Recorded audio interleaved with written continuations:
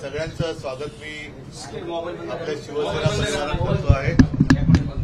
सगळेजण मातोश्रीत आलेला आहात आणि मला खरंच वैशालीताईचं कौतुक वाटतं, कारण मला अजूनही ती पहिली वैशालीताई आठवते। मी आरोतात्यांच्या घरी गेलो होतो तेव्हा कॉलेजमधली मुलगी होती आणि साहजिकच आहे आरोतात्या हा माणूस आमचा खंदा कार्यकर्ता आणि तिथला भक्कम असा एक आधार होता।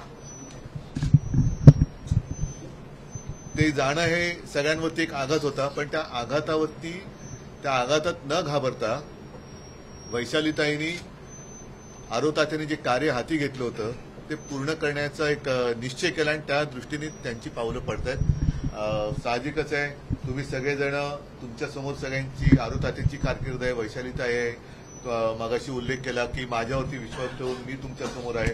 आणि एक लक्षात घ्या, सत्तेला घाबरणार असाल तर काय उपयोगाचं नाही।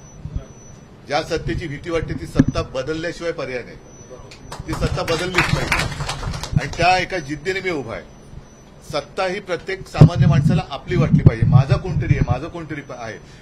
त्या सत्तेची जर भीती वाटत असेल तर अशी सत्ता ही उलथवलीच पाहिजे आणि ती उलथवण्यासाठी आपण काम करतोय आणि त्या कामात तुम्ही सगळेजण सहभागी होत आहेत। तुमचं सगळ्यांचं मनापासून मी स्वागत करतोय आणि आहे उद्या परवापासून, उद्याचा आजची 30, 29, 30, 31 1 तारखेपासून नवीन वर्ष सुरू होईल। या नवीन वर्षात हे नवीन वर्ष आणि त्याच्यानंतरची सगळी पुढची वर्ष ही आपल्या संपूर्ण देशाला आनंदाची, उत्साहाची, भरभराटीची आणि लोकशाहीची जाऊ।